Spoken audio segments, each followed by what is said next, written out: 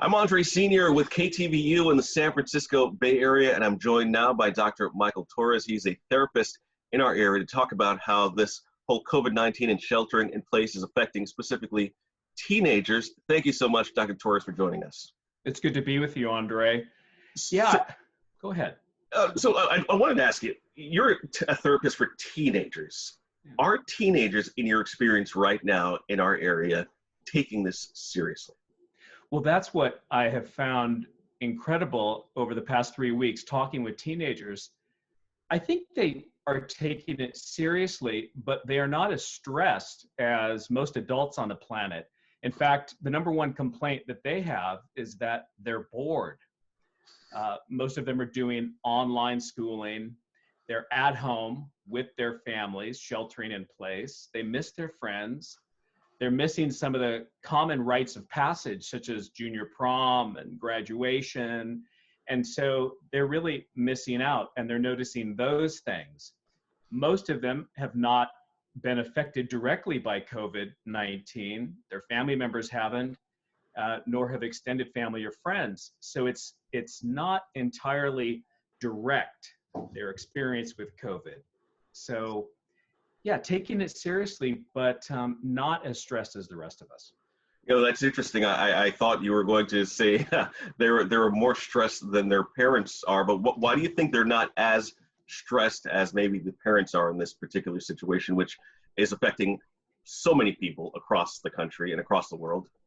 Well, certainly. Well, once again, I think much of it has to do with the fact that they're not directly affected by it. And so what does not directly affect teenagers typically doesn't stress them. I also think that for the vast majority of teenagers that I've spoken to, doing online schooling is much easier than getting up and being at class at 8 a.m. and staying there until 3 o'clock. So they're able to work at their own pace. It's much more relaxed. The schoolwork itself is not as difficult, quite honestly. And so their stress levels in many cases have dropped as well. I got to ask you a question because I was reading this the other day, and it said that a lot of children with ADHD, they're not as distracted as they normally would be in school. So now they're learning kind of at home in a not as a loud area, not as many people staring at them. Are they performing better? That's a great point that you bring up.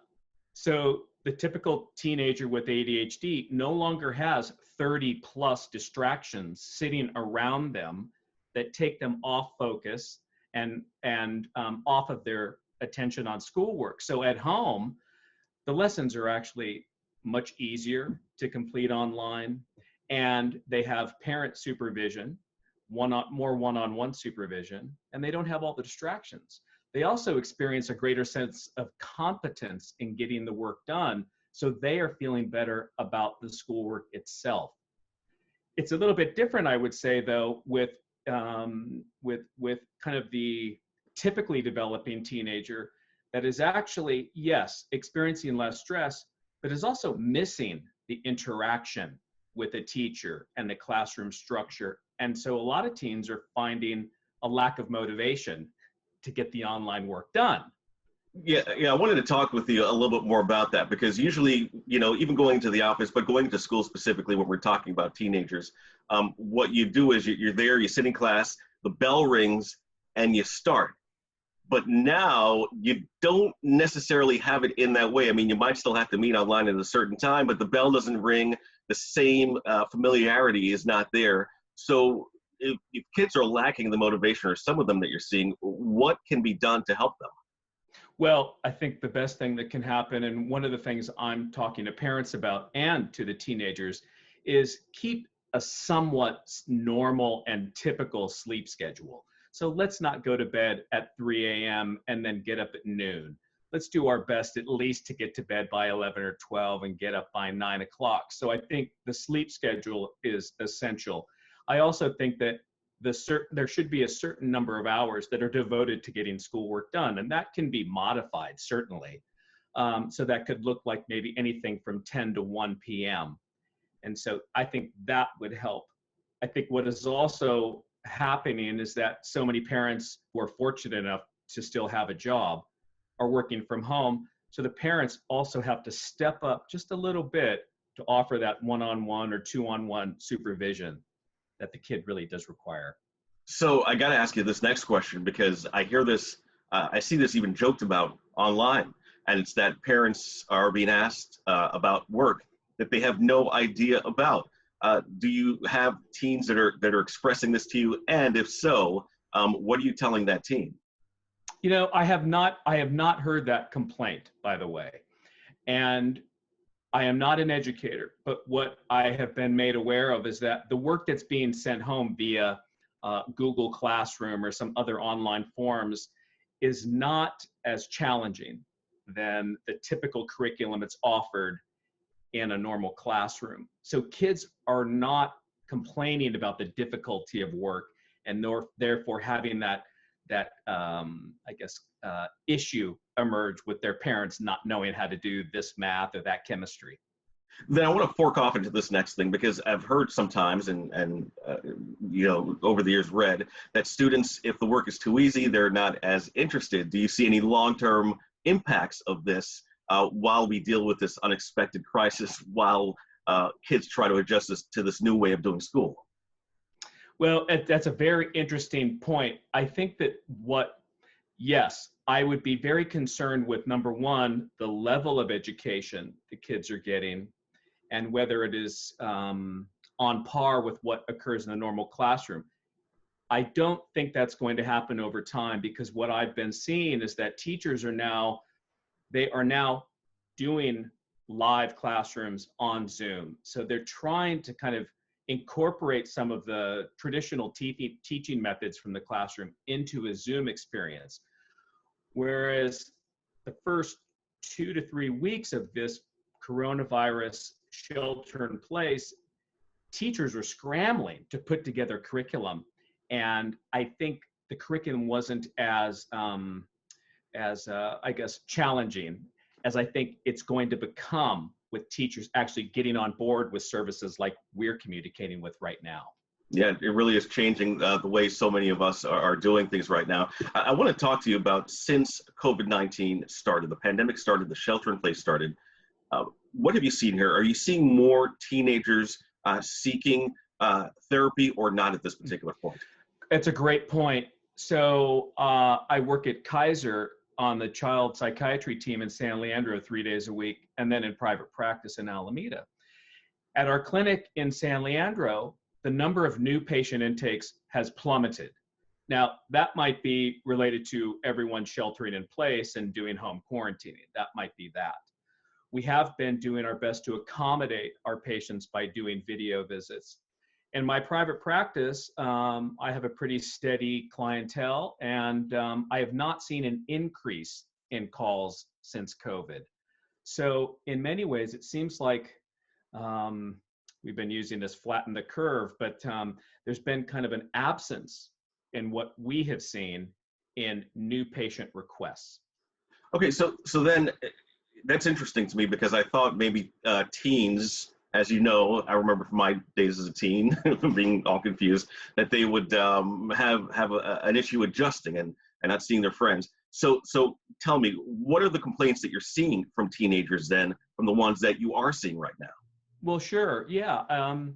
As I suggested earlier, the number one complaint, I mean, this is from about 95% of the kids that I've talked to over the last 3 weeks, boredom. They're getting this kind of simplified online work done, their schoolwork, but they're bored. They're even finding, and I've been hearing this more and more, that they're even tired of social media. They're tired of just being on a computer screen most of the day. Okay, let's get back to boredom real quick. What are you telling them when they tell you, though, that they're bored because they're doing their work at home and they're stuck at home? Let's start with that. Sure. Well, I mean, some of the things that the teens are suggesting amongst one another, I conduct a group for teens who are depressed, and we've been doing it online. And they came up with a number of kind of self-care activities to do throughout the day. And so that's what I've been promoting. Some of the examples are, of course, doing your homework, playing with makeup, finding something on Netflix, decorating your bedroom, video gaming to some degree, exercise, chores, doing therapy as usual, walking the dog. So they're coming up with very creative ways of spending their time, and that's what I've been promoting as well. It's interesting because they're kind of just going back to some basic things to kind of keep themselves busy during this time. All right, so there's also the issue, one thing that teenagers, middle school have, seeing their friends, talking to their friends, seeing them in the hallways, hanging out with them during lunchtime. How are they dealing with not being able to see their friends right now? Well, they are using social media. They're using video gaming multiplayer platforms to interact. Most of them are staying up far into the early hours of the night. But is that enough? Just seeing them on social media? I mean, do they need to see their friends in person? I think they do. I think teenagers, like all of us, we need to see one another. And if anything that we might learn from this experience is that we do need to be in one another's presence. Some kids are doing some things that I'm not sure are advisable, but some kids are just doing, who can drive, are taking drives together in tandem and talking to each other on the phone as they're going here and there, or they're appropriately engaging in social distancing, grabbing some takeout and sitting in their cars, perched on an overlook someplace, maybe looking into the city. So they're finding creative ways while observing social distancing.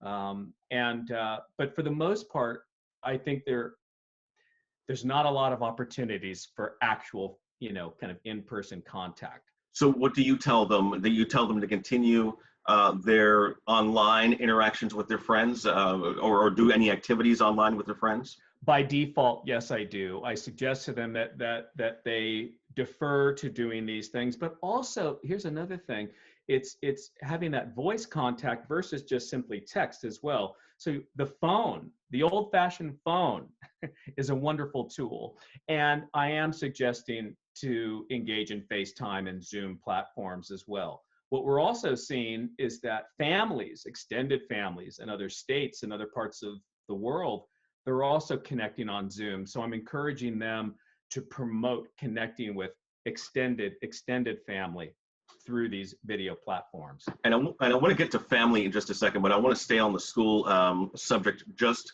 for a moment. And that is because we're coming up on the end of the school year. It is an important time for so many of these kids. These are rite of passage times for these kids.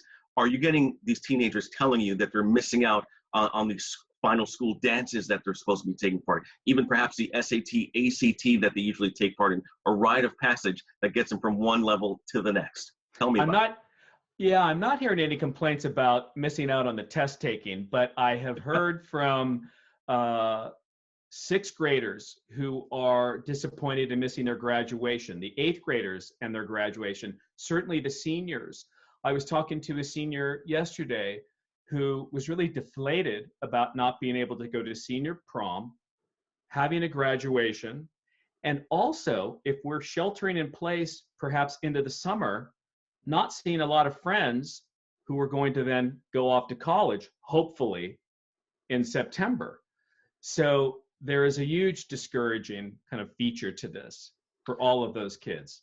What do you tell them if they tell you, look, I'm feeling really down that I can't go to the school dance, I'm feeling down that I may miss my graduation? What do you tell them to help them make them feel better? That we have to make the most of what the situation presents. So I validate their feelings, number one, and recognize that, and remind them that we are all in this together. And there are millions of other young people too who are struggling as they are. And this is a historic time in their lives and in all of our lives. But we have to do the best we can with what we have, continue to maintain contact with the devices and the facilities that we do have. But fundamentally, it's validating their experience and recognizing that they're feeling discouraged makes a lot of sense. Is there any way to say, and I might be reaching here, I have no idea, but the fact, if you were doing this 20 years ago, these kids would not be able to be talking to their friends, communicating with school. Are you able to tell them, and are they able to accept that, hey, at least I'm able to do this? Or is it as a teenager, hey, I don't know anything about that? What's your impression?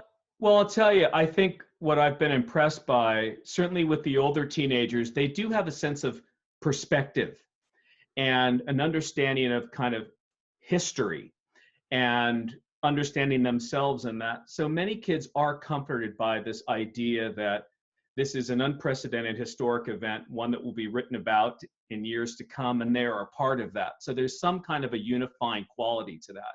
I think the younger kids, it's because of the brain, it's a little more difficult to trigger the perspective taking on all of this.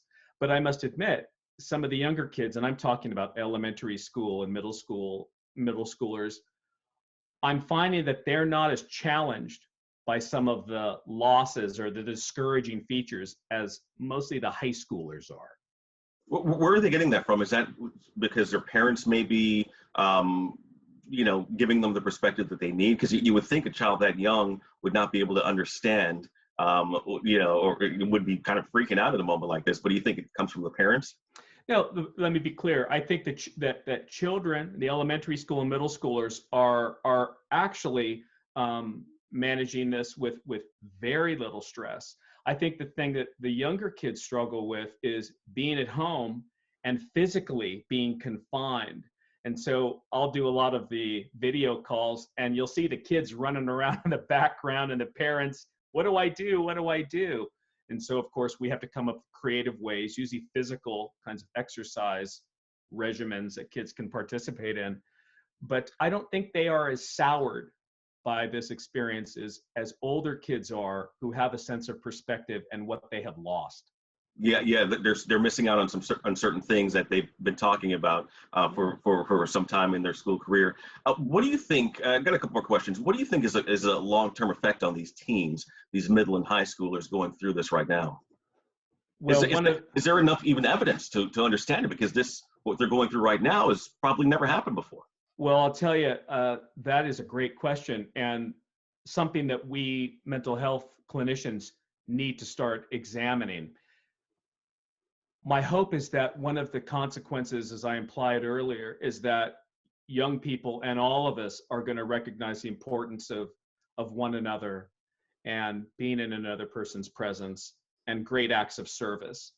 I think that what I hope is that young people are seeing the valiant efforts of healthcare providers, first responders, their parents who are still going to work as the grocery clerks, working for waste management, et cetera.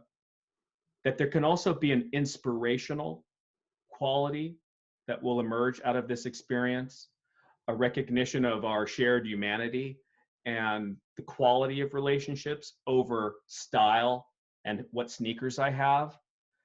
So if we talk about a long-term effect, I can't think at the moment of any quantifiable detrimental effects that I want to necessarily talk about. My hope, though, is that there'll be a resiliency that kids will develop as a result of this experience.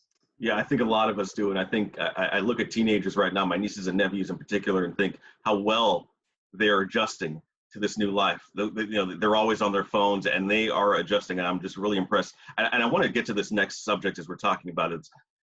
These teenagers, these middle and high schoolers, they're stuck at home with their parents who are also working from home. Many of them, some have to be essential workers. How is that family unit operating that you're hearing from these teenagers that you're offering therapy to now? I got to tell you, much better than I expected. I talk over the last 3 weeks. I've spoken to, let me see, I see about 5 to 7 clients a day. So that's 21 at Kaiser and about 10 in my private. So I've seen a number of families over the past 3 weeks. And I say this with great sincerity. I have not seen any families in great acrimony and conflict over the past 3 weeks. So when we hear our politicians and president talk about how impressed they are with Americans, I'm impressed by just the small family units that we have. People are eating dinner together. They're finding a Netflix show that they can all watch. They're taking walks together. They're getting back to some of the fundamentals too that I think really keeps a family together. So I am not seeing an increase in family conflict. I'm seeing actually a greater harmony going on at the moment. Yeah, that's what I was wondering. And when I spoke or asked you earlier about the long-term effects, I wondered if this could be one of the long-term effects, is that these families are looking at each other in the eye when they eat dinner at night, and they're connecting with each other more than they ever did. I mean, it's probably been since maybe the early 90s since you see families doing, maybe even longer, you see families doing what they're doing now, and that's in the house together, outside playing ball with their parents. Yes. Teenagers, grown kids that normally wouldn't even talk to their parents. That's what I wondered if you see that, not as a negative effect. I mean, there might be some negatives, but the positive effect too. And I think a lot of people are hoping that. But what do you think? I think that's exactly right. My hope is that it will continue, and it will reshape this kind of this current generation, so to speak, of young people. I hope that happens, and I hope that translates into their parenting style 15 and 20 years from now. I hope that occurs, and it's something that we mental health providers, educators, counselors of all types, coaches, etc., we need to be maintaining this message. Hey, remember when we had COVID and you guys used to sit down and, we should remind them of the values that emerged out of this horrible kind of pandemic. So, Yeah. yes. It is interesting to see this, and I think a lot of people are hoping that this similar dynamic will carry through even after COVID-19. It might make your job a little bit easier in the future. Who knows? Well, my parents are World War II generation, the greatest nation or the greatest generation. And I know, just as being their son, they certainly, as a result of living through that, and my father being in World War II, have then upheld a certain value-based lifestyle as a result of going through that. And that was, many, many years ago. So it's my hope too that despite the tragedy of COVID-19, that this will leave a positive impression fundamentally on our culture. Dr. Michael Torres, a therapist in the San Francisco Bay Area, we thank you so much for your insight. It is definitely interesting, and the changes that we're seeing are interesting too. They're not as dire as some people may have thought. So we thank you for your insight. That's great. Thanks, Andre.